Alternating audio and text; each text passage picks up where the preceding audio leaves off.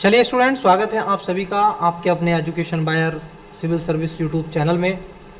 मैं मिस्टर कुमार।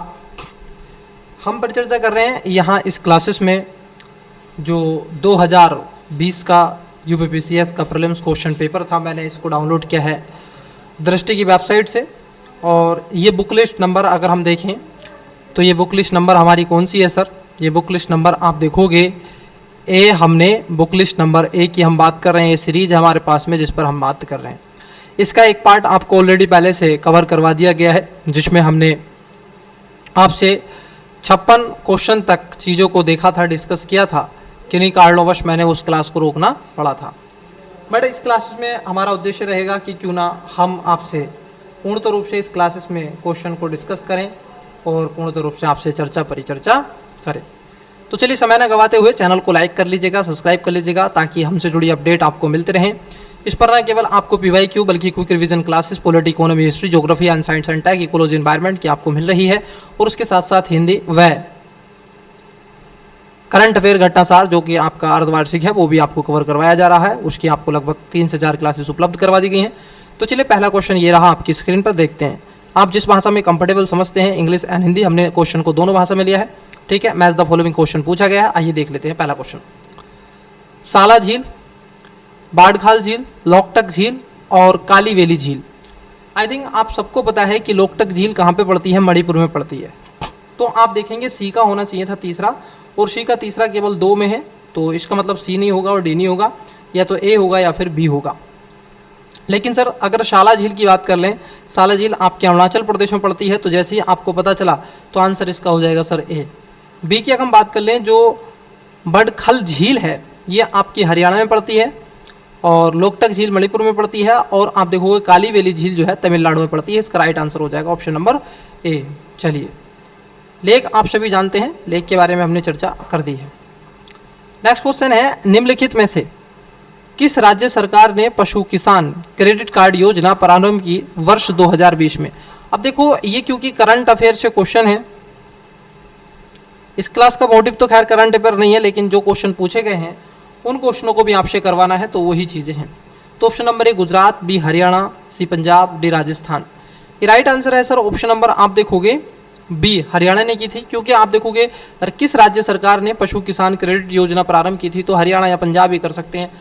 गुजरात तो करेगा नहीं, राजस्थान भी नहीं करेगा, लेकिन पंजाब हरियाणा ही इस चीज़ को कर सकता है, क्योंकि इनमें ठीक ठाक मात्रा में पशु आपको देखने के लिए मिलते हैं। नेक्स्ट, अब देखो ये कथन कारण वाले हैं। ठीक है, आइए देख ले, सीधा क्वेश्चन पर आते हैं।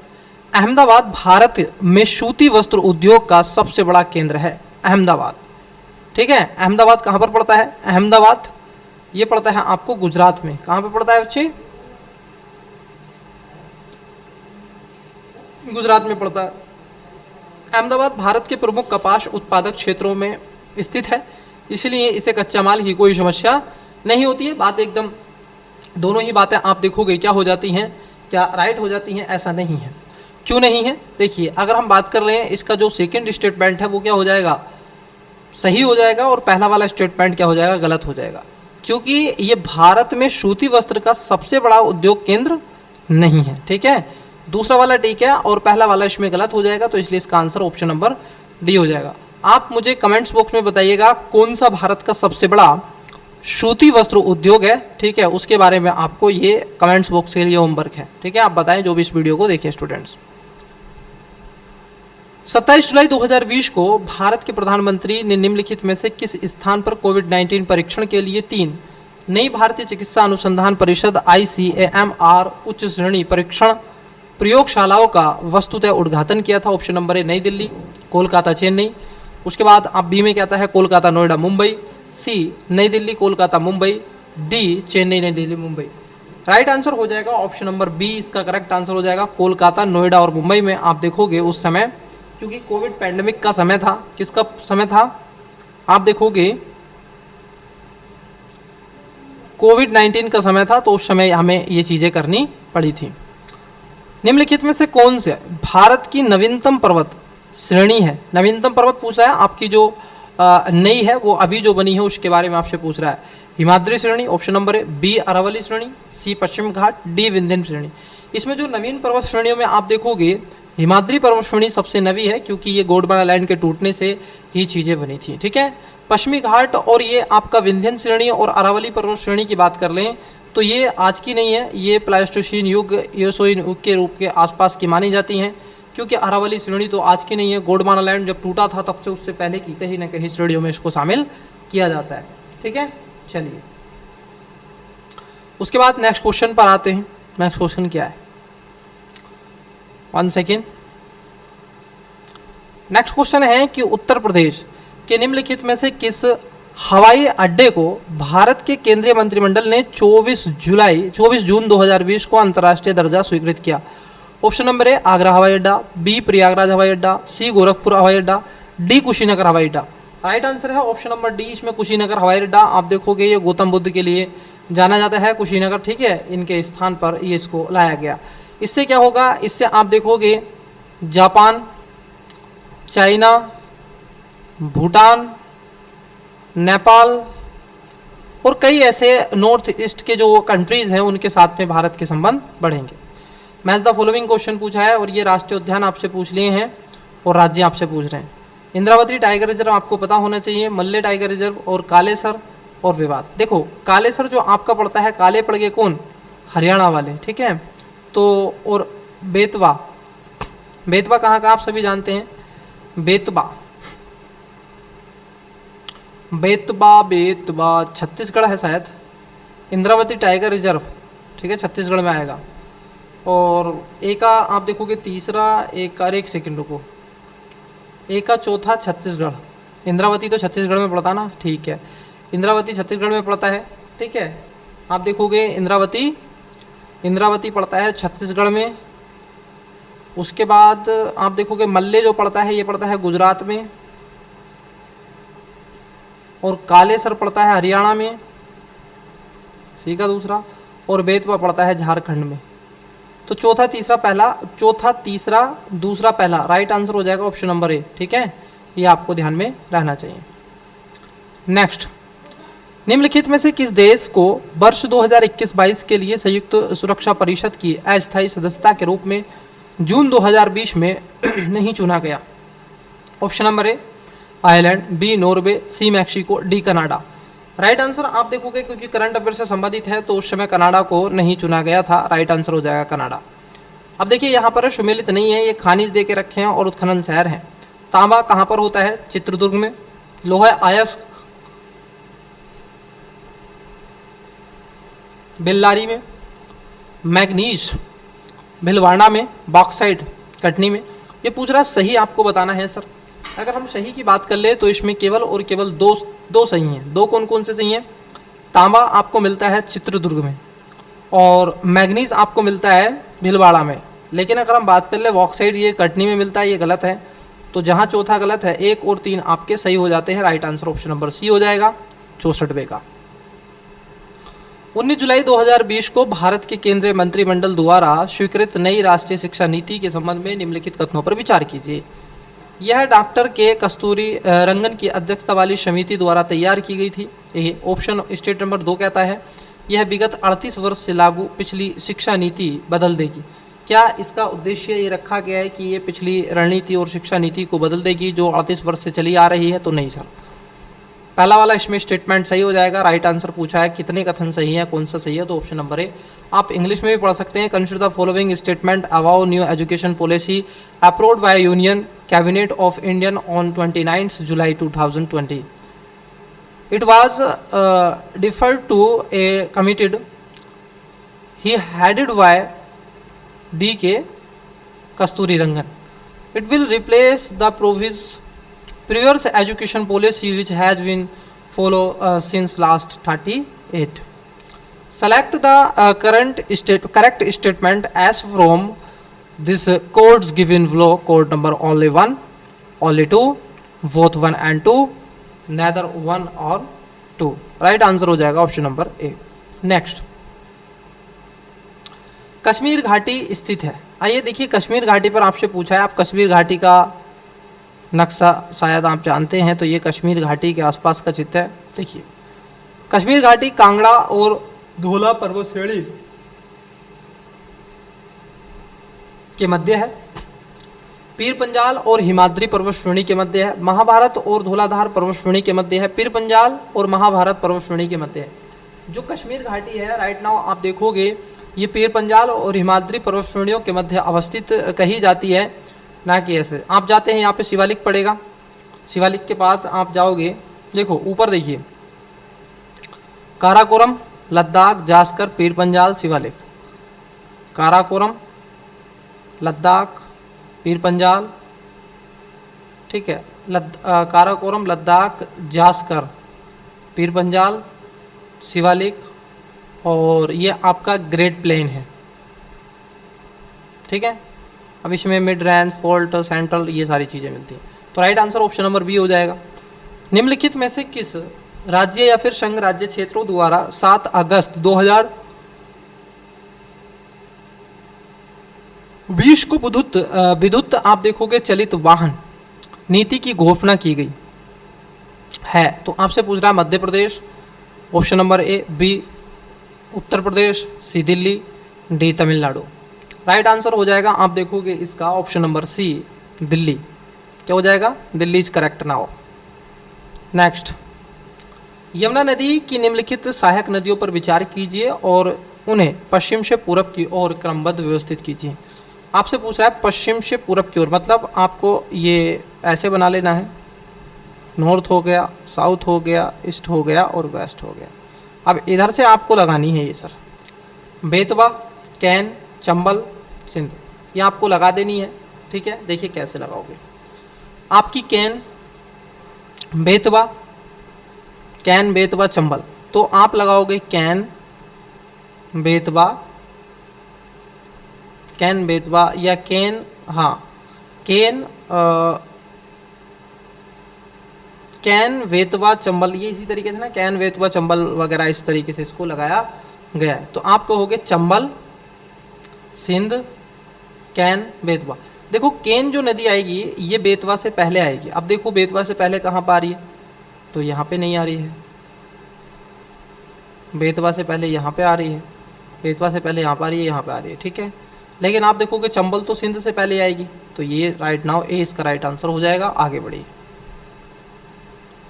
निम्नलिखित में से किस भारतीय फाउंडेशन ने अगस्त 2020 में फूड विजन 2050 पुरस्कार प्राप्त किया? Option number A, Ismail foundation, Nandi foundation, C Adani foundation, D Reliance foundation.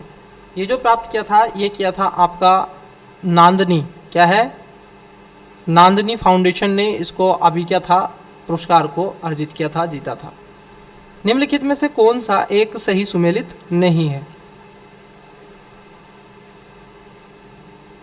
ये कंट्री है और खनिज संवादिक उद्योग दे के रखे हैं। Kazakhstan, Karaganda, Ukraine, Croatia, Germany, Normandy और फ्रांस, पाइरेनीज। राइट नाउ आप देखोगे इसका आंसर हो जाएगा ऑप्शन नंबर सी की जर्मनी जो है आप देखोगे ये सुमेलित नहीं है नॉर्मेंडी से, जबकि आप देखो कजाकिस्तान में काराकांडा मिलता है, विक्रोएशिया यूक्रेन में मिलते हैं, फ्रांस में पाइरेनीज आपको देखने के लिए मिल जाएगा। लेकिन राइट नाउ इसका आंसर कौन सा गलत है, तो वो सी आंसर इसका हो जाएगा। कोलकाता बंदरगाह से अगरतला के लिए पहली बार मालवाहक जहाज जुलाई 2020 में बांग्लादेश के निम्नलिखित में से किस बंदरगाह से होकर भेजा जाएगा? Option number A, Benapole, B मालोटी, सी पैरा और टी आप देखोगे चिटगांव। इसका राइट आंसर हो जाएगा ऑप्शन नंबर आप देखोगे डी, चिटगांव से होता हुआ ये गुजरेगा, ठीक है। और ये गंगा वाले क्षेत्र में आपको मिलेगा, हल्द्वानी वाले में, ठीक है। विश्व के निम्नलिखित प्रदेशों में से किसमें खट्टे रसीले फलों एवं उत्पादन बहुत विकसित हैं? मानसूनी प्रदेशों में, उष्णकटिबंधीय उच्च भूमध्य सागरीय प्रदेशों में, भूमध्य रेखीय प्रदेशों में। जो भूमध्य सागरीय प्रदेश होते हैं वहाँ पर खट्टे फल आपको ठीक ठाक मात्रा में देखने के लिए मिलेंगे, मतलब एक तरीके से मैं कहूँगा कि ब्रिटिश वाले रीजन में। स्टूडेंट्स मैं आपको एक और यहाँ पर आपके साथ में थोड़ा डिस्कस कर लेता हूँ। आपके अपने एजुकेशन बायर, सिविल सर्विसेज, ठीक है, EWCS पर आपको क्या है, EWCS पर जो आपका यूट्यूब चैनल है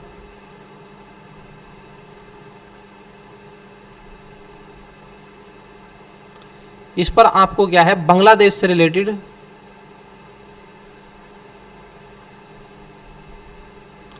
इसमें 2 चीज़ें मैं कवर करवाऊंगा। इसके सारे ओवरऑल जितने भी क्वेश्चन बन सकते हैं, एक तो इसकी हिस्ट्री क्या रही है,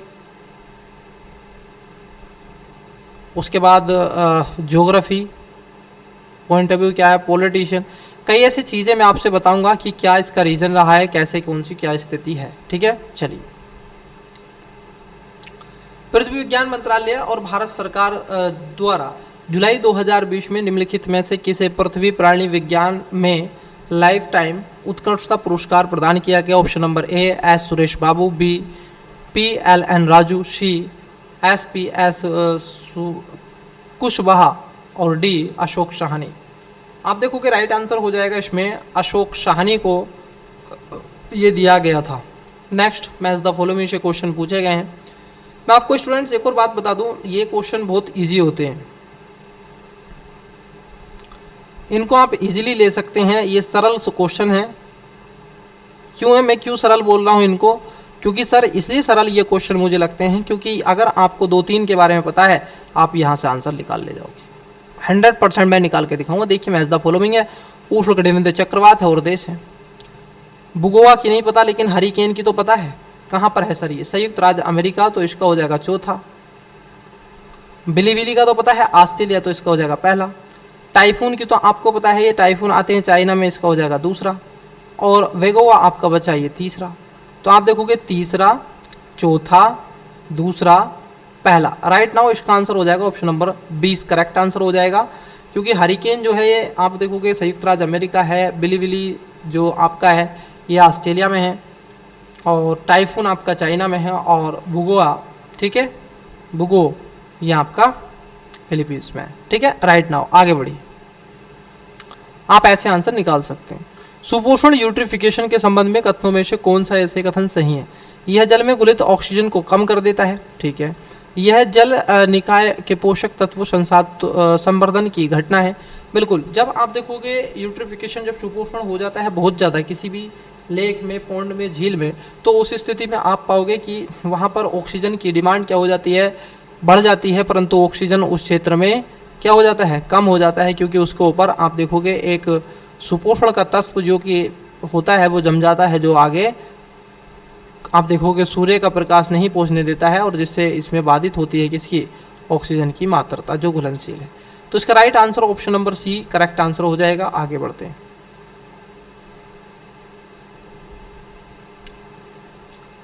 नेक्स्ट क्वेश्चन, डार्लिंग श्रृंखला ऑस्ट्रेलिया, डार्लिंग जो श्रृंखला है वो ऑस्ट्रेलिया के निम्नलिखित तटों में से किस पर अवस्थित है? उत्तर पूर्वी तट, दक्षिणी तट, उत्तर पूर्वी तट या पूर्वी तट या दक्षिण पश्चिम? तो देखो, आप अगर बात कर लें तो उसका जो उत्तर पूर्वी तट है आपको वहाँ पर मिलेगा, कौन सा है, डार्लिंग श्रृंखला वाली ऑस्ट्रेलिया के क्षेत्र में, मरे डार्लिंग उसकी आप देखोगे रिवर भी है। तो दक्षिण पश्चिम जो रीजन है वहाँ पर आपको मरे डार्लिंग का रीजन मिल जाएगा। राइट आंसर इसका ऑप्शन नंबर बी हो जाएगा, सॉरी डी। निम्नलिखित घटनाओं को उनके प्रारंभ के कालानुक्रम में व्यवस्थित कीजिए। जैसे प्रोजेक्ट टाइगर, ये आपसे पूछ रहा है, ये रिपीट क्वेश्चन है, तो इधर लिख देता हूँ प्रोजेक्ट टाइगर, ये रिपीट क्वेश्चन हुआ है 1992। Project elephant 1972। Wild life protection act, वन्यजीव संरक्षण अधिनियम 2002 है या फिर 3 है, आई थिंक। जैव विविधता अधिनियम पूछ लिया, ठीक है, ये आपसे पूछे। अगर हम देखें तो इनसे पहले ख़ास तौर पर आप देख रहे हैं कि प्रोजेक्ट एलिफेंट चलाया गया था, सॉरी प्रोजेक्ट जो टाइगर है, ये टाइगर जो है ये आपका 1972 में और ये 1992 में, ठीक है। तो पहले आपका प्रोजेक्ट टाइगर ही आएगा राइट नाउ। तो जब यही आएगा तो इसका राइट आंसर आप देखोगे ऑप्शन नंबर पहले क्या आएगा कि वन्यजीव संरक्षण अधिनियम, ये है सर 80 का, ये जितने का भी है, तो इसका राइट आंसर ये आ जाएगा, ठीक है। उसके बाद में पहला, दूसरा, चौथा, ठीक है। जैव विविधता वन्यजीव संरक्षण अधिनियम 1986, शायद ये 1986 के रूप में ही रखा गया है, ठीक है। 1980 है या फिर एग्जैक्ट मुझे थोड़ा रिकॉल नहीं हो पा रहा है, तो ऑप्शन नंबर इसका क्या हो जाएगा, सी हो जाएगा। निम्नलिखित में से कौन सा महासागरीय धारा हिंद महासागर से संबंधित है? फ्लोरिडा की धारा क्या है, गोलाशय की धारा, करनी की धारा, जो अंगुलाशय की धारा है, ये वो धारा है सर जो भारतीय आप देखोगे सागर से टकराती हुई दिखाई पड़ती है, क्योंकि अगर हम देखें ये इंडिया को बना लेते हैं तो यहाँ पे इस तरीके से ये धारा ही है, और ये इस तरीके से आप इसको ले लीजिए,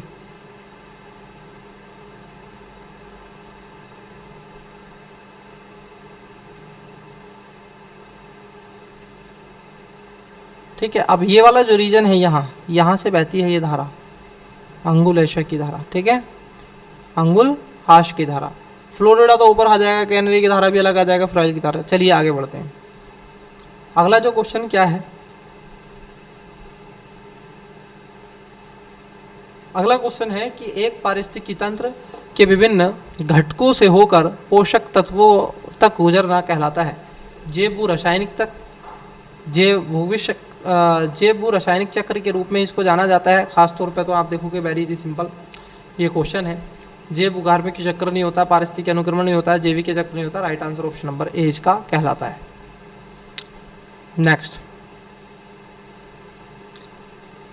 निर्जातीय समूह है और देश हैं, यहूदी हैं, टेंडा है, वेजा है, लुयर है। तो ये आपसे पूछे जा रहे हैं, ये कहाँ पर आपको मिलेंगे। तो अगर हम बात कर ले यहूदियों की तो यहूदी मिलते हैं आपको इजराइल मतलब 4 में। अगर हम बात कर लें टेडा की तो टेडा मिलते हैं आपको लीबिया मतलब आप देखोगे 3 में। और बेजा की अगर हम बात कर लें तो ये मिस्र में आपको मिल जाते हैं मतलब 1 में। और लुर की अगर हम बात कर लें तो ये आपको मिलते हैं 2 में। तो पहला आएगा, चौथा तीसरा, देखिए चौथा तीसरा इसमें है, चौथा तीसरा पहला दूसरा, ठीक है। तो right answer option number D हो जाएगा।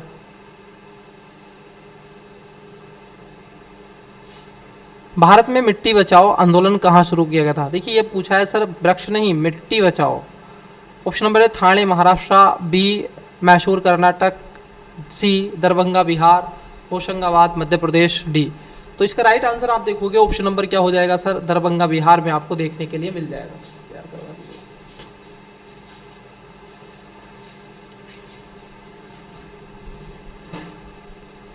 चलिए, निम्नलिखित में से कौन सा एक सही सम्मिलित नहीं है।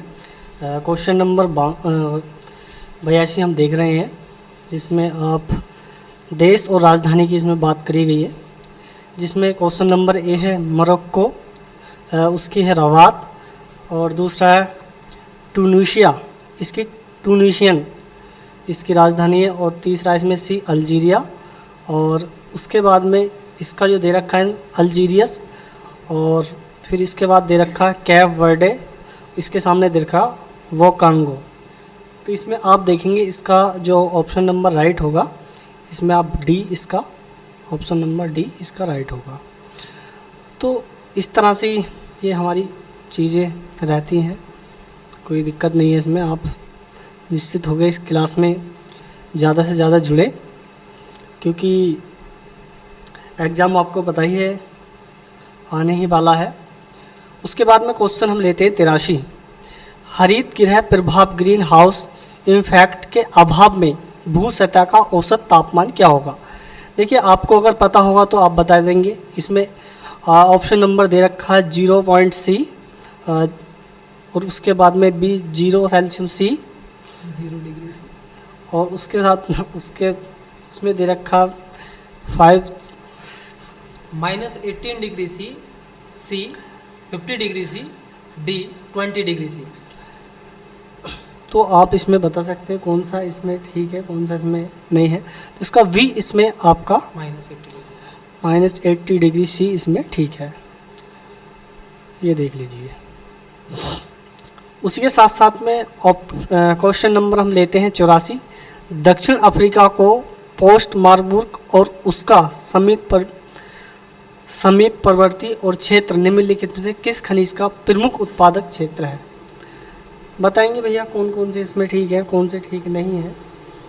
तो आप इसमें जो देखेंगे एक यूरेशियन है, बॉक्साइट है, मैग्नीज है और अवराक है। तो इसमें आप ऑप्शन नंबर देखेंगे इसमें सी मैग्नीज इसमें ठीक है। तो आप यूं ही हमारी क्लास में जुड़े रहें, क्लास बहुत इम्पोर्टेंट होने वाली है। क्लास का आप लुत्फ़ उठाएं। और अभी तो ये हमारी शुरुआत ही है, आगे देखते हैं क्या क्या होता है इसमें। ठीक है, क्वेश्चन नंबर हम लेते हैं 85। समुदायों का पूर्व क्रम और क्रम एक निश्चित स्थान पर बदलता है और कहलाता है। ऑप्शन नंबर इसमें परिस्थितिकी अनुक्रम, ऑप्शन नंबर बी शेयर, और ऑप्शन नंबर सी समुदाय गतिकी, और ऑप्शन नंबर डी जेब भार पिरामिड। तो इसमें आप बताएंगे, तो इसमें इसका जो क्वेश्चन आपका जो रहेगा ऑप्शन नंबर बी इसमें is the right answer, share, ये इसमें ठीक रहेगा। फिर पूछ रहा है नेक्स्ट क्वेश्चन पे पूछा है 86 क्वेश्चन आपसे पूछ रहा है मैच द फॉलोइंग क्वेश्चन। ठीक है, इसमें पूछ रहे हैं कि ये कुछ पर्वत आपको दे के रखे हैं और कंट्री दे के रखे हैं। जैसे देखिए आपसे पूछा है कि एटलस पर्वत, किलिमंजारो और चिम्बिराजो और उसके साथ साथ पायनेरी। अगर हम बात कर ले किलिमंजारो आपको मिलता है तंजानिया में, तो इसका तीसरा हो जाएगा। एटलस की बात कर लें और चिम्बिराजो की बात कर ले तो पहले देख ले बी का तीसरा होना चाहिए, तो बी का तीसरा 3 जगह है, तो बी आपका ऑप्शन नहीं होगा। इट्स क्लियर या नहीं। मोरक्को की बात कर लें, ये जो मोरक्को है तो यहाँ पर आपको एक पर्वत मिलता है एटलस पर्वत। क्या मिलता है? एटलस पर्वत। ए का हो जाएगा सर चौथा, ए का चौथा एक ही में है, तो राइट आंसर आप एलिमेंट मेथड से निकाल सकते हैं। ठीक है, तो सी का आप देखोगे दूसरा हो जाएगा, सी अगर चिम्बिराजो, ठीक है, तो सी का दूसरा हो गया, इसमें मोरक्को आ जाएगा। और पाइनेरिया का आप देखोगे तो चीज़ें इसके अंतर्गत मिल जाएंगी।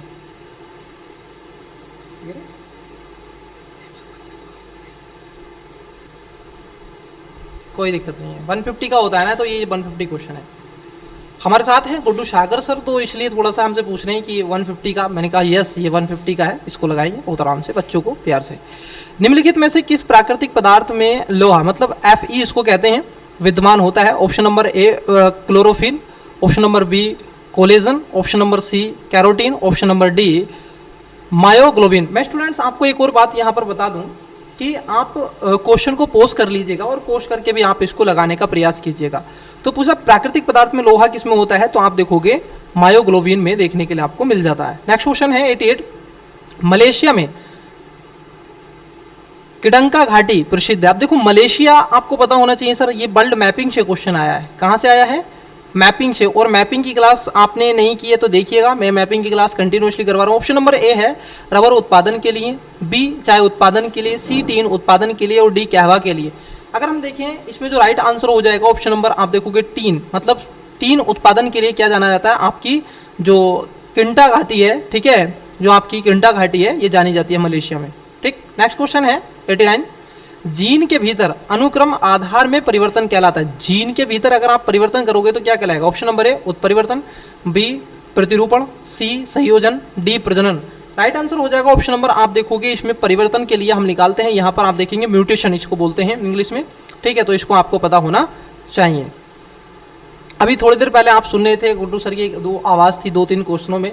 ठीक है, आई थिंक वो क्लास नहीं ले पा रहे हैं, बट उनकी थोड़ी तबीयत डाउन होने के चलते वो क्लास इसलिए नहीं ले पा रहे हैं, लेकिन वो क्लास अब कंटिन्यूसली मैं बोल रहा हूँ आपकी लेंगे। ठीक है, वो क्लास आपकी करवाएंगे, जरूर करवाएंगे। नेक्स्ट क्वेश्चन है निम्नलिखित में से किन देशों से होकर के भूमध्य रेखा नहीं गुजरती है? देखिए सर ये पूछ रहा है भूमध्य रेखा, यहाँ पर थोड़ा सा शो कर लीजिएगा, ये अर्थ है, यहाँ पर आपको इक्वेटर मिलेगा जिसको भूमध्य रेखा कहते हैं, ये मकर मिलेगा, ट्रॉपिक ऑफ मैक्रोन, यहाँ पर ट्रॉपिक ऑफ कैंसर, और ये इक्वेटर, इक्वेटर को ही क्या कहते हैं? भूमध्य रेखा कहते हैं स्टूडेंट्स। ठीक है, तो ये ध्यान में रखेंगे। पूछ रहा है कहाँ से नहीं गुजरती है। अब देखो स्टेटमेंट है जैसे गैबोन से, सोमालिया से, भूमध्य रेखा गिनी से और रवांडा। ठीक है, तो नहीं गुजरती है, आप देखोगे किस किस से नहीं गुजरती है सर, ये आपको भूमध्य रेखा गिनी से एक नहीं गुजरती है और रवांडा से नहीं गुजरती है। रवांडा मतलब युगांडा, रवांडा, बरूंडी। ठीक है, सोमालिया से गुजरती है और वैगोन से, मतलब इनसे नहीं गुजरती है। तो राइट आंसर सही बता रहा है आपको, तो इसका राइट आंसर आप देखोगे 3 और 4 हो जाएगा, ऑप्शन नंबर डी इसका करेक्ट आंसर हो जाएगा। एक बार आप ज्योग्राफी की क्लास भी मैं आपको कवर करवा दूंगा क्योंकि मैपिंग की क्लास है, तो उसको एक बार देखिएगा। नेक्स्ट क्वेश्चन है फायर अलार्म निम्नलिखित में से किसका उपयोग किया जाता है? जो फायर अलार्म होता है आपने देखोगे जब अग्नि जलित चीज़ें हो जाती हैं तो उसमें ये चीज़ें देखने के लिए आपको मिलती हैं। Option number A photo cell, B पानी, सी सौर सेल, ऑप्शन नंबर डी इनमें से कोई नहीं।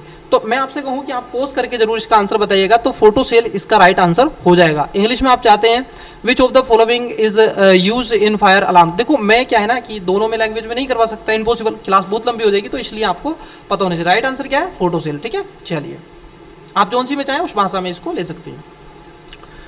भारतीय संविधान, नेक्स्ट क्वेश्चन है, भारतीय संविधान के भाग में पंचायती राज व्यवस्था संबंधी प्रावधान दिए गए हैं। ऑप्शन नंबर ए, भाग नंबर, देखो ये जो है ना ये 9 है, रोमांक अंक है 9 है। ये कितना है सर? 6 है। और ये कितना है? 3 है। और ये कितना है? 4 का कै है। ठीक है, स्क्रीडियल। चलिए option number A 9, option number B 6, option number C 3, option number D 4। देखो इसमें फंडामेंटल राइट दिए हुए हैं, आपको बता दूं थोड़ा सा, यहाँ पर स्पेशल प्रोविज़न है और इसी में पंचायत दिया गया है। यहाँ पर जो भाग 6 है यहाँ पर सेंट्रल के बारे में है और ये डीपीएसपी के बारे में आपकी चर्चा करते हैं। ठीक है, तो राइट आंसर क्या हो जाएगा? ऑप्शन नंबर ए इसका करेक्ट आंसर हो जाएगा। अगला क्वेश्चन, निम्नलिखित में से कौन सा बहुलक एक थर्मोप्लास्टिक नहीं है? Option number A Teflon, option number B neoprene, option number C polystyrene, option number D polythene. तो आपको बताना है कि इसमें आपका थर्मोप्लास्टिक नहीं है। राइट आंसर हो जाएगा ऑप्शन नंबर नियोप्रीन, इसको हम कहते हैं। भारतीय संघात्मक व्यवस्था में तृतीय तल कब जोड़ा गया? देखो ये पूछ रहा है तृतीय तल, तृतीय तल हु इज दिस तृतीय तल? Then was the third tier added to Indian federal system? Option number A 1990, option number B 1991 1991 मतलब, option number C 1992, option number D 1993। Right answer हो जाएगा option number C, it's clear. LPG reform ये आपसे पूछ रहे हैं और कुछ नहीं पूछ रहे हैं। ठीक है, लिबरलाइजेशन, प्राइवेटाइजेशन, ग्लोबलाइजेशन, तो ऑप्शन नंबर सी इसका करेक्ट आंसर हो जाएगा। चलिए नेक्स्ट क्वेश्चन देखते हैं बच्चे। मानव शरीर में प्रोटीन का पाचन निम्नलिखित में से किस अंग से प्रारंभ होता है? बायोलॉजी की क्लासेस आपको मैं करवाऊंगा, सागर सर आप देखोगे लगातार कंटिन्यूसली करवाएंगे। ऑप्शन नंबर ए यकृत, ऑप्शन नंबर बी मुंह, ऑप्शन नंबर सी छोटी आंत, ऑप्शन नंबर डी आवास है। देखो ये कह रहा है कि प्रोटीन का पाचन होता है। मेरी बात को जरा समझना, मुंह में प्रोटीन का पाचन कभी नहीं होगा क्योंकि यहाँ पर आपका भोजन लचीला बन जाता है। बड़ी आंत और देखो छोटी आंत में क्या होता है, यहाँ पर भोजन का पाचन वाचन नहीं होता है, ये तो डाइजेस्ट करती है उसको, थोड़ी सी आप देखोगे उसमें से पोषक तत्वों को एकत्रित करती है। यकृत इसको आगे ट्रांसफर कर देता है, लेकिन अमाशय जो इसका है ये राइट आंसर हो जाएगा क्योंकि अमाशय में चीज़ें स्टोर होती हैं और यहाँ से HCl आपने नाम सुना होगा, मैं बता दूं आपको, HCl लैक्टिक अम्ल यहाँ से निकलता है और ये कई चीज़ें इसमें स्रावित करता है, जिसके चलते वो बायोलॉजी क्लास में डिस्कस कर लेंगे। नेक्स्ट क्वेश्चन देखिए, निम्नलिखित में से कौन सा संविधान के अनुच्छेद के 3 के तहत संसद के एक कानून द्वारा संभव नहीं है? देखो मैंने आपको फंडामेंटल जो पॉलिटी की क्लास है, ठीक है, पार्ट नंबर पहला पढ़े अच्छे से, आपने क्लास नहीं की है तो क्लास नंबर 2 में इसकी चर्चा मैंने की है शायद, तो उसमें आप देख लेंगे।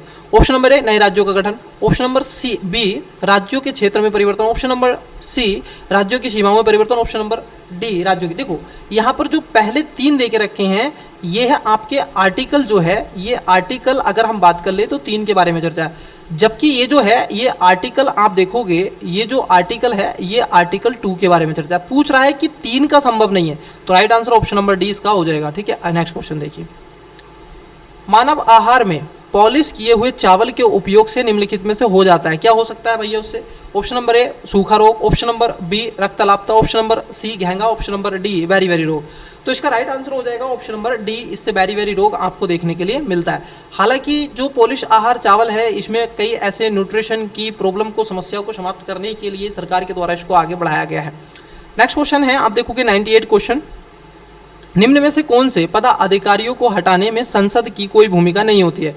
देखो संसद की कोई भूमिका नहीं होती है, ध्यान रखना, उच्चतम न्यायालय के न्यायाधीश में तो सर होती है, ये तो मैं कहूँगा होती है सर। ठीक है, संघ लोक सेवा अध्यक्ष, भारत के नियंत्रक महालेखा परीक्षक, अगर इसके हम राइट आंसर की बात कर ले उच्च न्यायालय के न्यायाधीश। ठीक है, तो देखोगे आप इसका जो राइट आंसर हो जाता है वो राइट आंसर हो जाता है ऑप्शन नंबर केवल इसमें डी राइट आंसर हो जाएगा सर। क्यों? क्योंकि नियंत्रक महालेखा परीक्षक को भी संसद हटा सकती है, उसके साथ साथ इसको भी हटा सकती है, परंतु आप देखोगे संघ लोक सेवा आयोग को सरकार हटा देती है, संसद की उसमें कोई भूमिका रोल नहीं होता, राष्ट्रपति के द्वारा हटाया जा सकता है। अगला क्वेश्चन है 99 मतलब 99वां क्वेश्चन है, निम्नलिखित में से कौन सा विटामिन मनुष्य में रक्त के जन्म के लिए जिम्मेदार है? मतलब आप देखोगे रक्त के लिए जन्म के लिए विटामिन ए, विटामिन के है सर। देखो यहाँ पर दिखना इधर इंग्लिश वाले में, which of the following vitamin is mainly responsible for blood coagulation in human being? Option number A vitamin K, option number B vitamin E, option number C vitamin A, option number vitamin C. तो right answer आप देखोगे इसका right answer हो जाएगा option number ए, कि vitamin के लिए आप देखोगे रक्त का थप्पा, वही पूछा है आपसे, ठीक है, जमने के लिए, ठीक है, रक्त के थक्के जमने के लिए आप देखोगे विटामिन के ही जिम्मेदार होती है। आपने देखो कभी कभी जम जाता है, ऐसे ओल्ड कोई व्यक्ति है जिसकी उम्र 60 प्लस हो गई हो, तो उसके हाथ को एक बार ऐसे आप देखेंगे तो वहाँ पर ब्लड के थक्के जमने शुरू हो जाते हैं। नेक्स्ट क्वेश्चन है, पॉलिटी से क्वेश्चन है, पंचायतों के लिए कराए। देखो मैंने अभी ये क्लास करवा दी गई है, अपलोड आपको करवा दी जाएगी, लेकिन रिकॉर्ड हो गई है। पंचायतों के लिए कराए जाने वाले सभी निर्वाचनों के संचालन का आप देखोगे अधिरक्षण, निदेशन और नियंत्रण निहित होता है। निर्वाचन कौन कराता है? देखो पंचायत का आप देखोगे ऑप्शन नंबर ए राज्यपाल, ऑप्शन नंबर बी भारत में निर्वाचन आयोग, ऑप्शन नंबर सी जिला पंचायत अधिकारी, ऑप्शन नंबर डी राज्य निर्वाचन आयोग। इसको करवाता है राज्य निर्वाचन आयोग। राज्यपाल की कोई भूमिका नहीं हो सकती है। ये भारत का निर्वाचन आयोग सेंट्रल की बात करता है, लोकसभा राज्यसभा के इलेक्शन होते हैं उनकी बात करता है, ठीक है, विधानसभा के इलेक्शन होते हैं उनकी बात करता है, उसके साथ साथ राष्ट्रपति उपराष्ट्रपति का इलेक्शन उनकी बात करता है। ये जो जिला पंचायत वाले हैं और ये जो सारे इलेक्शन होते हैं ये सब के सब आप देखोगे राज्य निर्वाचन आयोग कराता है। नेक्स्ट क्वेश्चन, मानव मस्तिष्क के बारे में निम्नलिखित में से, मानव मस्तिष्क के बारे में निम्नलिखित में से पूछ रहा है, कथनों पर विचार कीजिए। देखिए मस्तिष्क आप देखोगे हृदय गति को नियंत्रित रखने के लिए उत्तरदायी है। बिल्कुल, मस्तिष्क में आप देखोगे मास्टर ग्लैंड होती है, उससे बहुत ज़्यादा चीज़ें कनेक्ट होती हैं, उससे हार्मोन्स होते हैं और मेडुला वगैरह है, इसके 4-5 पार्ट होते हैं, उसको हम डिस्कस करेंगे क्लास में। यह शरीर के संतुलन के लिए उत्तरदायी होता है। दोनों बातें आप देखोगे स्टूडेंट्स क्या हो जाएंगी, 101 का राइट आंसर आप बता दीजिएगा क्या हो जाएगा। राइट आंसर आप देखोगे इसका हो जाएगा option number C is the correct answer, मतलब इसके दोनों बातें ठीक हो जाएंगी। नेक्स्ट क्वेश्चन, निम्नलिखित युगों में से कौन सा एक सही सुमेलित नहीं है? सही सुमेलित नहीं है। देखिए ऑप्शन नंबर ए अंतर्राज्य परिषद 263, वित्त आयोग 280, ये तो बात ठीक है। प्रशासनिक न्यायाधिकरण, देखो ये प्रशासनिक न्यायाधिकरण ये पूछ रहा सही सुमेलित नहीं है, ठीक है, और उसके साथ साथ संघ लोक सेवा आयोग 315। तो इसमें राइट आंसर आप देखोगे इसका राइट आंसर हो जाएगा ऑप्शन नंबर, मुझे जहां तक लगता है यहाँ पर थोड़ा सा कन्फ्यूजन है, क्योंकि राज्य जो परिषद है ये बात ठीक है, ये भी बात ठीक है, लेकिन आप देखोगे प्रशासनिक न्यायाधिकरण एडमिनिस्ट्रेटिव जो ट्रिब्यूनल है ये 323 में ही ए में इसकी चर्चा की गई है, क्योंकि बी में अगर आप देखोगे, मैं अगर बी की बात कर लूँ तो बी जो है ये वाणिज्यिक से जो कॉमर्शियल से आपको लिया गया है, ठीक है। लेकिन अगर 315 की बात कर ले यूनियन पब्लिक सर्विस कमीशन लोक सेवा आयोग, तो आप देखोगे लोक सेवा आयोग तो आपको 312, 311 और 12 में इसकी चर्चा है समथिंग। मुझे इस पे डाउट है इस क्वेश्चन पे, ये जो कह रहे हैं कि इस वाले क्वेश्चन की बात जो कर रहे हैं ये मुझे डाउट लग रहा है, क्योंकि एडमिनिस्ट्रेटिव ट्रिब्यूनल जो है ये बी में ए में तो है, लेकिन बी इसका राइट आंसर मान रहे हैं। आप बताइएगा इसका आंसर क्या हो सकता है स्टूडेंट्स, मुझे इसमें थोड़ा सा कंफ्यूज लग रहा है, ठीक है। निम्नलिखित में से कौन सा पदार्थ वृक्ष से प्राप्त किया जाता है? अब देखिए वृक्ष कौन सा पदार्थ होगा, हींग option number A, option number B shilajit, आपने बहुत ज़्यादा देखी होगी बिकती है, सुहांगा ऑप्शन नंबर डी, इनमें से कोई नहीं। तो राइट आंसर इसका हो जाएगा स्टूडेंट्स ऑप्शन नंबर ए, मतलब आप देखोगे हींग जो है ये क्या होती है, ये एक पौधे से ऊपर फूल की तरह यहाँ ऐसे उतरती है, उससे प्राप्त इसको किया जाता है, और बाकी की शिलाजीत पिलाजीत तो वगैरह वगैरह चीज़ों से होती है, बना दी जाती है फ्रूट। नेक्स्ट क्वेश्चन, भारतीय संविधान का कौन सा अनुच्छेद केंद्रीय सतर्कता आयोग का वर्णन करता है? देखो डायरेक्ट एकदम से बिल्कुल फैक्ट बेसिस क्वेश्चन पूछ रहा है, आर्टिकल, ठीक है। तो मैंने जो क्लास करवाई है पॉलिटी की, आप उसको जरूर देखिएगा, अवश्य देखिएगा, उसमें बड़े अच्छे से मैंने बेसिकली और एडवांस दोनों कवर किए हैं। Option number A article 268 sorry, option number B अनुच्छेद 280, अनुच्छेद 280 में केंद्रीय सतर्कता नहीं है, ये तो गलत हो जाएगा। अनुच्छेद 276 उनमें से कोई नहीं, राइट आंसर हो जाएगा ऑप्शन नंबर डी, इनमें से कोई नहीं, ठीक है, इनमें से कोई नहीं, मतलब आप देखोगे इनमें इसकी चर्चा नहीं की गई है। केंद्रीय सतर्कता आयोग जो है सर, ठीक है, इसको बोलते हैं सेंट्रल विजिलेंस कमीशन, ठीक है। चलिए नेक्स्ट क्वेश्चन देखते हैं। अब ये कथन कारण वाले क्वेश्चन देके रखे हैं नीचे सर, अब मैं आपको बता दूं ये मोस्ट, मेरी तरफ से मोस्ट मान के चलिएगा इनको, ठीक है, इन कथन को मोस्ट मान के चलिएगा, नीचे कथन दिए गए। अब देखो एक और बात बता दूं, इन सबको पढ़ने में अपना टाइम वेस्ट नहीं करना है, ये आपको नहीं पढ़ना, इस पर आ जाइएगा, ठीक है। कथन कहता है कि सुक्रोज की अपेक्षा प्रतिप्त आप देखोगे शर्करा अधिक मधुर होता है, ठीक है। कारण क्यों है? क्योंकि प्रतिप्त आप देखोगे शर्करा को सुक्रोज के जल अपघटन से प्राप्त किया जाता है। अब ये कह रहे हैं कि कथन कारण कौन सा सही है, सही बताना है आपको, क्या इसमें दोनों सही हैं या फिर दोनों में से कोई सा भी सही नहीं है, ठीक है। ये कि फिर दोनों सही है या फिर इनमें से कोई सा भी सही नहीं है। देखो ये बात तो एकदम सही है लेकिन इसकी सही व्याख्या नहीं करता है, ठीक है। चलिए नेक्स्ट क्वेश्चन देखते हैं। नेक्स्ट क्वेश्चन है आपका तटीय। देखो राष्ट्रीय महिला आयोग निम्नलिखित अध्यक्षों पर विचार कीजिए। देखिए अब जो अध्यक्ष है इन पर विचार करना है। देखिए जयंती पटनायक, ममता शर्मा, डॉक्टर गिरिराज व्यास और डॉक्टर पूर्णिमा आडवाणी। अब ये पूछ रहा है काला अनुक्रम, बड़ा हार्ड क्वेश्चन ये आपको बनाया दिया गया। मैं कहूँगा कि हार्ड क्वेश्चनों में है ये सर। अगर मुझसे कहोगे हार्ड क्वेश्चन क्या है तो पॉलिटिका की बहुत बड़ा हार्ड क्वेश्चन है, ठीक है। जिसको बच्चे को पता है डायरेक्टली वो बताएगा। देखो सबसे पहले आप देखोगे इसका right answer option number D हो जाएगा। मतलब सबसे पहले आप देखोगे ये बनी थी जय पटनायक, उनके बाद में कौन बनी थी, उनके बाद में दूसरे नंबर पर ये आ जाएंगे आडवाणी, उनके बाद तीसरे नंबर पर तो तीसरी आएंगे और फिर ये आप देखोगे चौथे नंबर पर। तो इसलिए right answer option number D हो जाएगा। नेक्स्ट क्वेश्चन पर आइए। अब देखो मैच द फॉलोइंग से क्वेश्चन पूछा गया है, ठीक है। धातु और गुणधर्मी जैसे सोडियम है, पारा है, चांदी है, सीसा लेड जिसको कहते हैं। अब विद्युत का अच्छा आप देखोगे सुचालक है। सुचालक कौन हो सकता है सर? आप देखोगे सुचालक जो है आपका, ठीक है, चांदी क्या होती है, कुचालक होती है, सुचालक होती है, आप बताएंगे चांदी क्या होती है। देखो पारे को क्या है चाकू से आसानी से काटा जा सकता है, ये वाली बात। सोडियम, ठीक है, किसको, पारे को आप काट सकते हैं। तो दूसरे का चौथा बी इसमें करेक्ट आंसर आप देखोगे 107 का right answer option number C इसका करेक्ट आंसर हो जाएगा सर। क्या हो जाएगा? सी। क्योंकि ये जो है इसको सोडियम को सबसे हल्की धातुओं में से, मुलायम धातुओं में सोडियम मानी जाती है और राइट आंसर जैसे आपने पकड़ा, ठीक है, तो सी इसका करेक्ट आंसर हो जाएगा। सी इसका करेक्ट आंसर हो जाएगा। नेक्स्ट क्वेश्चन आइए। भारतीय संविधान के अनुच्छेद 371 जे, देखिए सर यहाँ पर एक शब्द है ये हिंदी का बहुत प्रॉब्लम कर देगा, इधर आप देख लीजिएगा। Article 371 J of constitution of India के अंतर्गत किस क्षेत्र की विशेषता को दर्शाता है? नागालैंड ऑप्शन नंबर है, बी हैदराबाद और कर्नाटक, सी महाराष्ट्र और Gujarat, D Ladakh. Right answer है option number B is the correct answer. Hyderabad और कर्नाटक के बारे में ये चीज़ें बताता है। तो मैं आपको फिर बता दूं 370 अभी हटी है सर, और 370 तो आपको 370 71 को भी पढ़ लेना है और 370 के कुछ आपको बेसिक भी पढ़ लेने हैं, ठीक है। और सुप्रीम कोर्ट ने इसको सही भी पाया है, ठीक है। मेरा उद्देश्य यही आपसे रहेगा। चलिए सर नेक्स्ट क्वेश्चन देखते हैं। नेक्स्ट क्वेश्चन है निम्नलिखित में से कौन सा कृत्रिम पदार्थ नहीं है? Option number A fibrin, option number B लैक्शन, option number C neoprene, option number D Teflon. इसका राइट आंसर हो जाएगा ऑप्शन नंबर आप देखोगे ए, मतलब एक तरीके से फाइब्राइन, ठीक है। थोड़ा फास्ट वे में करवा रहा हूँ स्टूडेंट्स ताकि चीज़ें आपको और ज़्यादा देखने के लिए मिल सके। नेक्स्ट, निम्नलिखित में से कौन सा सुमेलित नहीं है? मैच द फॉलोइंग क्वेश्चन पूछा है और इजी क्वेश्चन है sir. Which one of the following is not correct? देखिए इंग्लिश में देख लीजिएगा, अगर हिंदी में आपको नहीं है तो नोट यहाँ पर बड़ा लिख देते हैं। ये इसमें ये फंडामेंटल ड्यूटीज़ हैं, आप देखोगे संविधान के पार्ट नंबर 4 ए में इसकी चर्चा की गई है, सही बात है। द स्टेट की बात कर लें तो ये भी बात ठीक है। उसके साथ साथ भारत के महान्यायवादी, देखो संविधान के भाग नंबर कितना है सर? आप देखोगे 18 में की गई है। क्या ये महान्यायवादी की चर्चा 18 भाग में?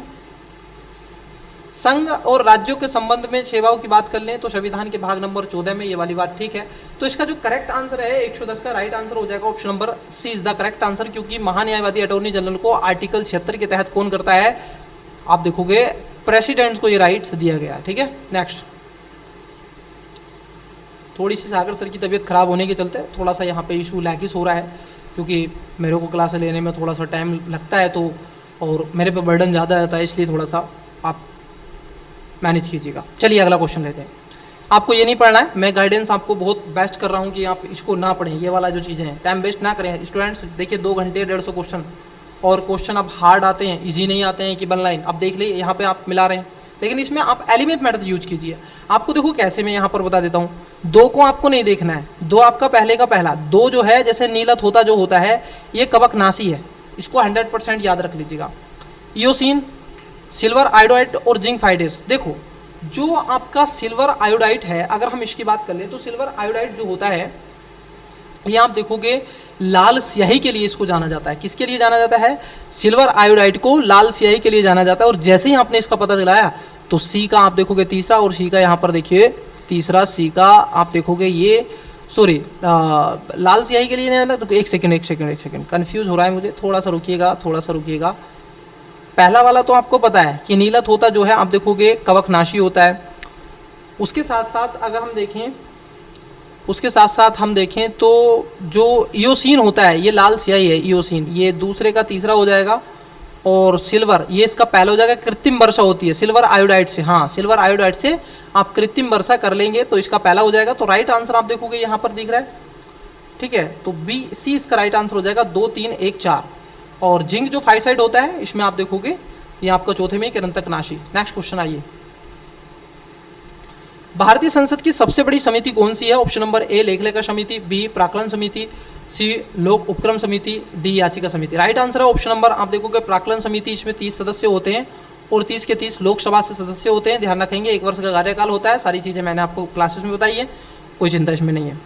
नीति आयोग द्वारा दिसंबर 2019 में जारी सतत विकास लक्ष्य भारत सूचकांक 2019-20 पर जारी रिपोर्ट के अनुसार उत्तर प्रदेश निम्नलिखित में से वर्गों में से किस में वर्गीकृत किया गया? ऑप्शन नंबर ए आकांक्षी एस्पेक्ट, बी अच्छा प्रदर्शन, सी अग्रणी मतलब फ्रंट रनर, डी लक्ष्य प्राप्ति करता।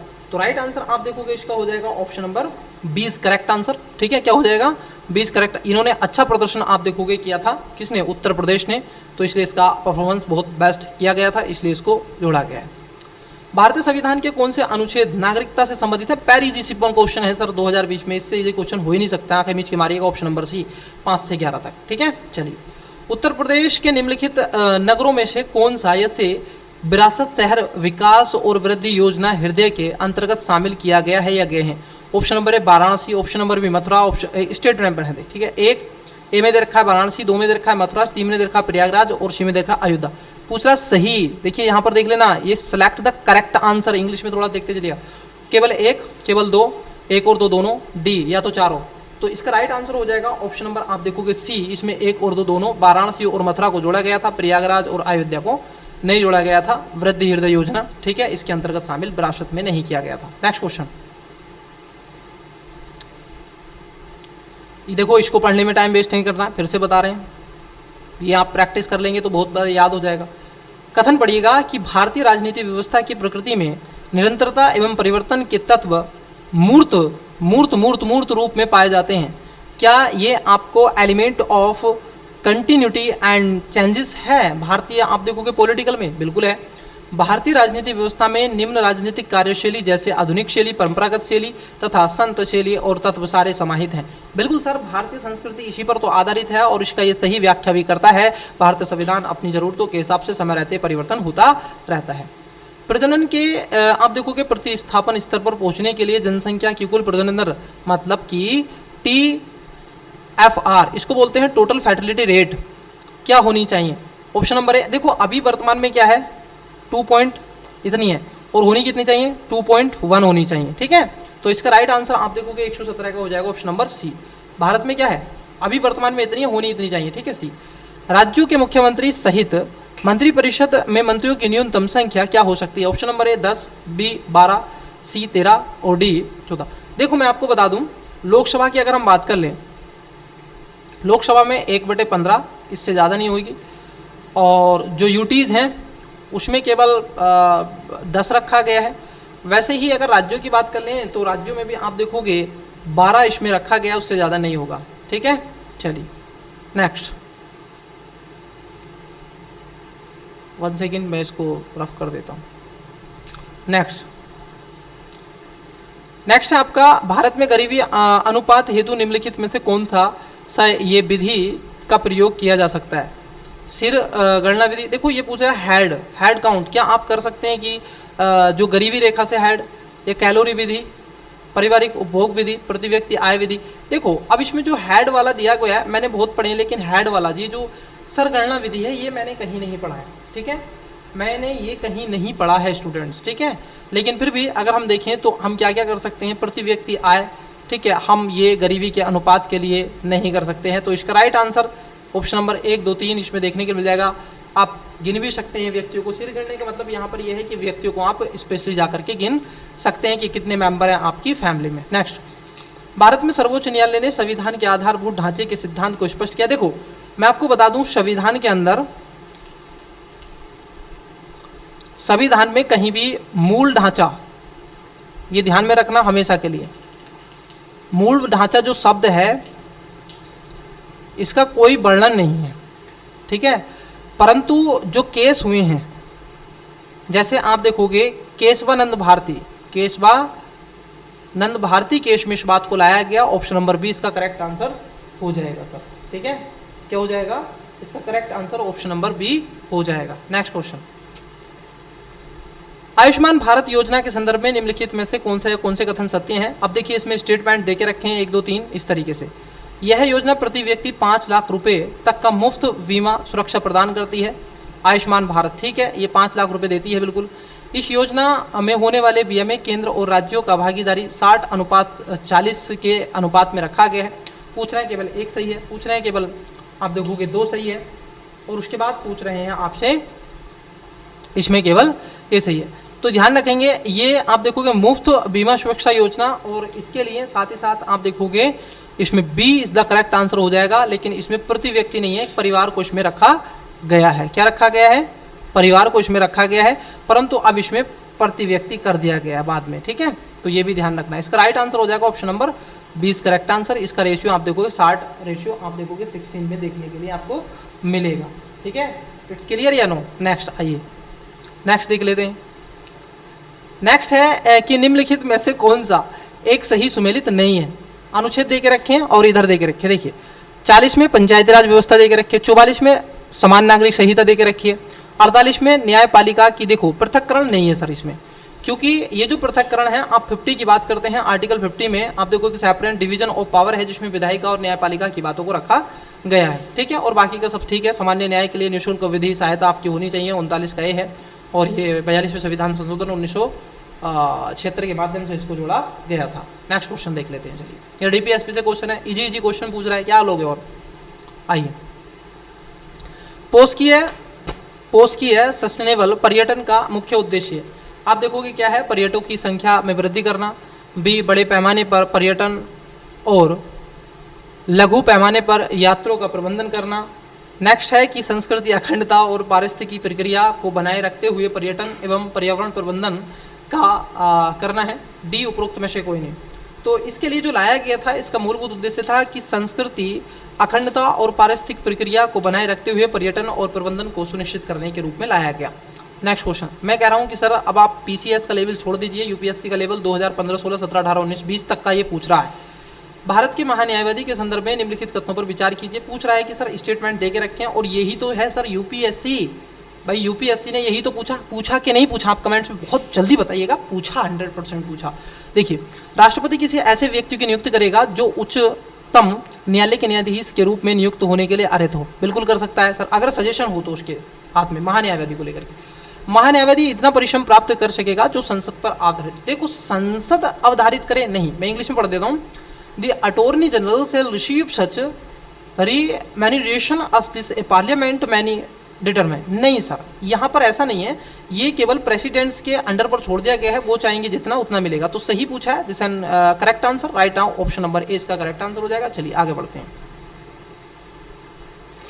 हौसला 2018 के संदर्भ में निम्नलिखित कौन सा कथन सही है? अब देखो ये भी स्टेटमेंट है, बताइए। यूपीएससी ऐसे ही पूछता था कि नहीं? अब यूपीएससी ने अपना पैटर्न बदला है, तो उसी तरीके से पीसीएस भी अपना पैटर्न बदल रहा है। हौसला 2018 का आयोजन महिला एवं बाल विकास मंत्रालय द्वारा भारत सरकार के द्वारा नई दिल्ली में किया गया। स्टेटमेंट नंबर 2 कहता है कि यह बच्चों की देखरेख करने वाली संस्थाओं के बच्चों का राष्ट्रीय उत्सव है। अब इसमें आपको बताना है केवल एक सही है, केवल 2 सही है, केवल दोनों सही है, या फिर इनमें से कोई नहीं। तो राइट आंसर है ऑप्शन नंबर, आप देखोगे सी। इसमें दोनों बातें क्या हो जाती हैं? ठीक हो जाती हैं। ये दिल्ली में किया गया था और बच्चों की देखरेख वाली संस्थाओं को उत्सव आगे बढ़ाने के लिए लाया गया था। आपको बता दें, हम परिचर्चा कर रहे हैं 2020 के जो प्रीवियस क्वेश्चन पेपर है यूपीपीसीएस का, उसका क्वेश्चन नंबर हम 26 देख रहे हैं। चलिए अगला क्वेश्चन देखते हैं। इसको मत पढ़िएगा, इसको क्वेश्चन पे आइएगा। भारतीय संघात्मक व्यवस्था को अर्ध संघात्मक व्यवस्था कहते हैं। यस, देखिए यहाँ पे एक बोला है, Indian federalism is collect quasi federalism. Okay, क्योंकि बिकॉज भारत में एक स्वतंत्र न्यायपालिका है जिसे न्यायिक पुनरीक्षण का आधार रखा गया। देखो, इसका कारण ये नहीं है कि संघात्मक व्यवस्था ये है इसका कारण, ठीक है। लेकिन बात यहाँ पर आप देखोगे थोड़ी बहुत सही है, परंतु आप देखोगे ये इसकी सही व्याख्या नहीं करता है, क्योंकि यहाँ पर कोफेडरेशन क्वासी कहीं ना कहीं चीज़ों को रखा गया है, ठीक है। तो ये सारी चीज़ें आपको मिलेंगी। चलिए अगला क्वेश्चन देखते हैं। भारत $5 ट्रिलियन अर्थव्यवस्था का लक्ष्य कब तक प्राप्त कर लेगा, यह है लक्ष्य रखा गया है। Option number A 2022, B 2024, C 2026, D 2030। आप देखो कि राइट आंसर है ऑप्शन नंबर बी की 2024 तक हमने कहा है कि 5 ट्रिलियन जीडीपी हमें प्राप्त करनी है भारत को, और हम 2024 में ही आपसे पेपर सोल्व करवा रहे हैं। क्या भारत 5 ट्रिलियन का बन चुका है? आप मुझे कमेंट्स बॉक्स में बताइएगा। अगला क्वेश्चन है, निम्नलिखित में से किस पर गतिरोध दूर करने के लिए लोकसभा और राज्यसभा की संयुक्त बैठक हो सकती है? Joint sitting of Lok Sabha and Rajya Sabha can take place to resolve deduct look over. Option number A आप देखोगे सामान्य विधेयक, बी धन विधेयक, सी संवैधानिक संशोधन विधेयक, विनियोग विधेयक। जो आपका ओरिडिनरी बिल जो होता है, ठीक है, सामान्य विधेयक, इस पर ही इसको लाया जाता है। राइट नाउ चलिए अगला क्वेश्चन, मानव गरीबी सूचकांक, मतलब आप देखोगे ये पूछ रहे हैं HPI की अवधारणा मानव विकास रिपोर्ट 1997 में प्रस्तुत की गई थी, लेकिन मानव विकास रिपोर्ट ने इसे बहुआयामी गरीबी सूचकांक, मल्टी डायमेंशन पॉवर्टी इंडेक्स, मतलब के द्वारा निम्नलिखित में से किस वर्ष प्राप्त किया था? Option number A 1999, B 2005, C 2010, D 2015। Right now इसका आंसर हो जाएगा, आप देखोगे option number C is the correct answer. 2010 में मल्टी डायमेंशन पॉवर्टी इंडेक्स को रखा गया था। अगला क्वेश्चन देखते हैं, लॉकडाउन के दौरान भारत सरकार के द्वारा प्रयुक्त असाधारण शक्तियों को विधिक आधार निम्नलिखित में से किन कानूनों से प्राप्त हुआ? ऑप्शन नंबर ए mental health care act 2017, disaster management act 2015, शत्रु संपत्ति या फिर एनिमी प्रॉपर्टी एक्ट 1968, या फिर आप देखोगे एक और देख रखा है चौथा स्टेटमेंट, एपेंडेमिक डिजीज एक्ट 1897। पूछ रहा सही कोड आपको बताना है, तो सही कोड अगर हम देखें तो इसमें राइट आंसर हो जाएगा इसका दूसरा। देखो पहला तो है ही ना, मेंटल हेल्थ पे इसमें रखा ही रखा गया था, दूसरा और तीसरा भी नहीं है, ठीक है, क्योंकि यहाँ पर शत्रु संपत्ति एनिमी प्रॉपर्टी की तो बात ही नहीं करेगा, एपेंडेमिक डिजीज की बात करेगा, डिजास्टर मैनेजमेंट की बात करेगा, हेल्थ नहीं है, तो ऑप्शन नंबर इसमें सी इसका करेक्ट आंसर हो जाएगा। नेक्स्ट क्वेश्चन आइए, कथन कारण वाला है सर, मोस्ट है। राष्ट्रीय ढांचागत पाइपलाइन, मतलब आप देखोगे NIP सरकार द्वारा 2020 से 2030 की अवधि के लिए आरंभ किया गया है, क्योंकि NPI इसको बोलते हैं, NIP का उद्देश्य सभी को समान ढांचागत सुविधा प्रदान करना। देखो एक शब्द है यहाँ पर overall, all, the objective of NIP to provide equitable access to infrastructure for all. क्या ऐसी बात कर देगा? क्या ऐसी बात के लिए कहीं ना कहीं सहमत होंगे? तो इसलिए आप देखोगे पहला वाला गलत है, क्योंकि ये कह रहे हैं 2020 से 2030, ऐसा नहीं है सर, पहली बात। दूसरी बात, जब पहला गलत हो जाएगा तो आपका राइट आंसर आप देखोगे पहला गलत हो गया तो ऑप्शन नंबर डी इसका करेक्ट आंसर हो जाएगा। आगे बढ़िए, अगला क्वेश्चन देखते हैं। नेक्स्ट क्वेश्चन सूची वाला है सर, अनुच्छेद दे के रखे हैं, और यहाँ पर आप तो बहुत ईजी क्वेश्चन होता है, मैं इसको आप देखोगे आसान से क्वेश्चन होता है। अगर आपको एक भी स्टेटमेंट आपने निकाल लिया तो चीज़ें आपकी सार हो जाएंगी। चलिए आइए देख लेते हैं, इसमें या तो वे होगा, ए होगा, बी सी, इसमें से होगा डी नहीं होगा। देखिए आइए देख लेते हैं क्या है।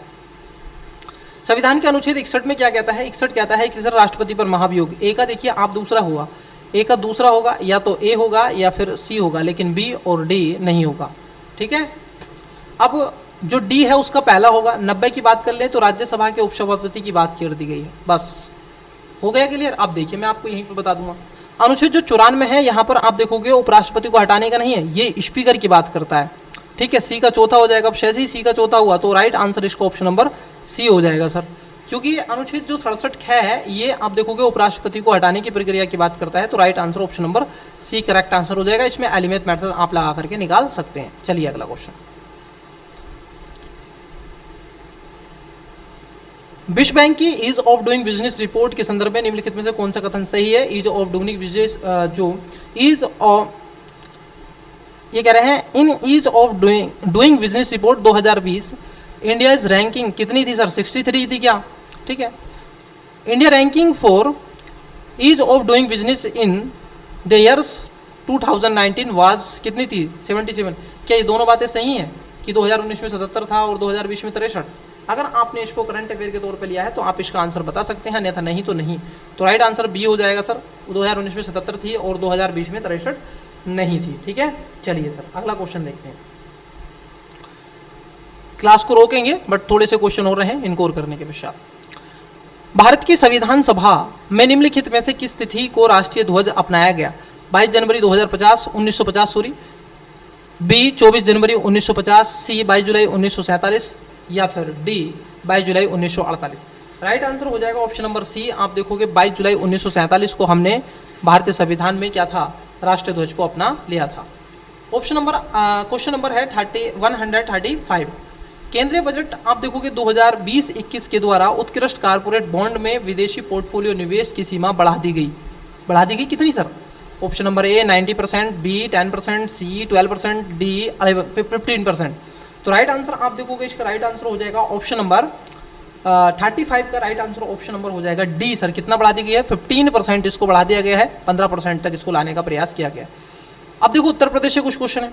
उत्तर प्रदेश में बायोटेक्नोलॉजी पार्क निम्नलिखित में से स्थानों में कहाँ है? Option number A Kanpur, B Ghaziabad, C Noida और डी लखनऊ। अब देखो ये पूछा है ना आपसे बायोटेक्नोलॉजी कहाँ पर बना सकते हैं आप, यहाँ भी सोचिएगा सर। बायोलॉजी टेक्नोलॉजी पार्क जैसे लखनऊ जैसे क्षेत्र में ही ये बनाया गया है, क्योंकि ऊर्जा की आवश्यकता यहाँ पर देखी जा रही है। नेक्स्ट यूपी स्पेशल करवा देंगे एक क्लास में आपको, चिंता मत कीजिएगा, सारा कवर हो जाएगा।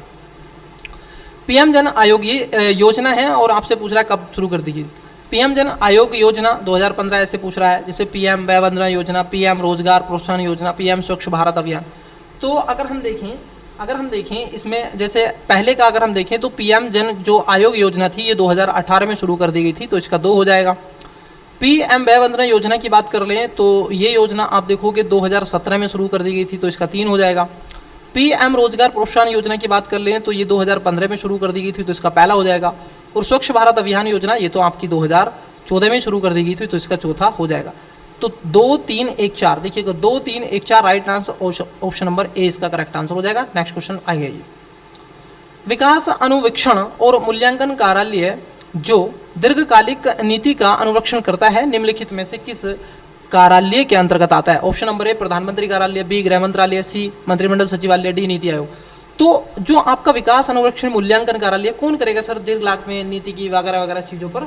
तो आप देखोगे राइट आंसर हो जाएगा नीति आयोग, क्योंकि इस पर जब नीति बनाएगा, पॉलिसी बनाएगा, the development monetization and evolution of office which and monitor the process of long term policies and a attach office number and under. कौन बनाता है? नीति आयोग। ठीक है, right answer option number D correct answer. आगे बढ़िए, मैं थोड़ा पानी पी लेता हूँ स्टूडेंट, थोड़ा सा।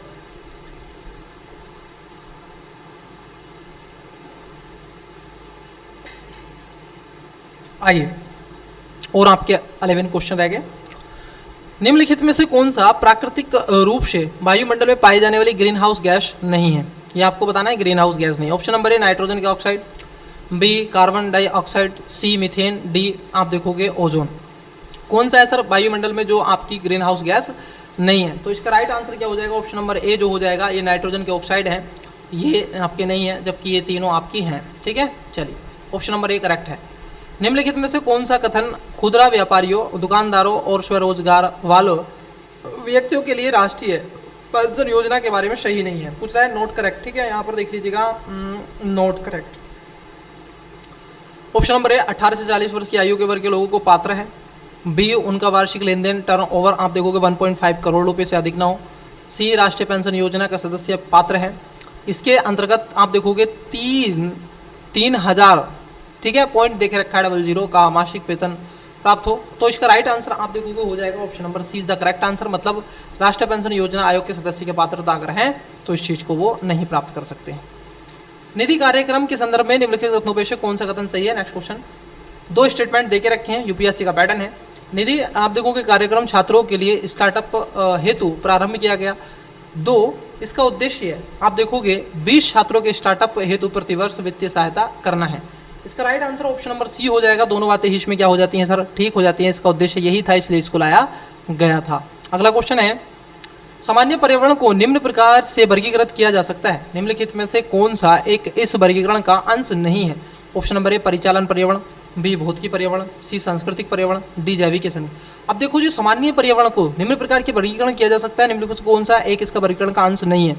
ठीक है, तो ऑप्शन नंबर आप देखोगे इसका करेक्ट आंसर ए हो जाएगा सर, क्योंकि कभी भी आपने परिचालन पर्यावरण नहीं सुना होगा, सांस्कृतिक पर्यावरण, भौतिक पर्यावरण, जैविक है, लेकिन ऑप्शन नंबर ए आपने कभी नहीं सुना होगा। ठीक है, ये नहीं सुना होगा। आगे बढ़िए। अगला क्वेश्चन है कथन कारण वाला है, केंद्रीय बजट 2020-21 में कृषि का आय दुगना करने के उद्देश्य से साथ ही ग्रामीण विकास पर ध्यान केंद्रित किया गया है। क्योंकि कारण है कि बजट में घोषित 16 सूत्रीय कार्यक्रम कृषि, सिंचाई तथा ग्रामीण विकास के चतुर्थीय केंद्रित हैं और निजी कूट का सहयोग पर का चयन कीजिए। तो ये वाली बात एकदम सही हो जाती है क्योंकि ये इसकी व्याख्या करता है और इसीलिए इसको लाया गया था। इसका राइट आंसर ऑप्शन नंबर ए हो जाएगा। सर आप पोस्ट करके जरूर अवश्य क्वेश्चन को लगा भी लीजिएगा, नहीं तो आप सुन के आराम से मौज मस्ती के साथ देखिएगा। पारिस्थितिकी संक्रमण अवधारणा का सर्वप्रथम प्रयोग किया गया था, किसने किया था पारिस्थितिकी का? ऑप्शन नंबर ए एल्टन द्वारा, बी बेनेट द्वारा, सी वर्कले द्वारा, डी आप देखोगे रेडजेल द्वारा। राइट आंसर ऑप्शन नंबर आप देखोगे हो जाएगा बी, इसका क्या था? वेनलेट द्वारा इसको लाया गया था पारिस्थितिकी संक्रमण का। अभी मैंने इकोलॉजी इन्वायरमेंट की क्लास शुरू नहीं की है, जब मैं शुरू करूंगा तो आपको इस क्वेश्चन में कोई अटैक कोई दिक्कत नहीं होगी, ठीक है। अगला क्वेश्चन, ट्रेवल एंड टूरिज्म प्रतियोगिता सूचकांक आप देखोगे TTCI द्वारा जारी किया गया। देखो ये वाले ऐसे क्वेश्चन जो मिलेंगे आपको, ये आपको घटनासार में मिल जाएंगे। घटनासार आपको कवर करवाई जा रही है, उसको जरूर देखिएगा, उसमें साथ दिया है गुड्डू सर ने, ठीक है। तो इसमें ऑप्शन नंबर क्या, ये बात कर लेते हैं TT के बारे में, ठीक है। चलिए इसमें ऑप्शन देखते हैं।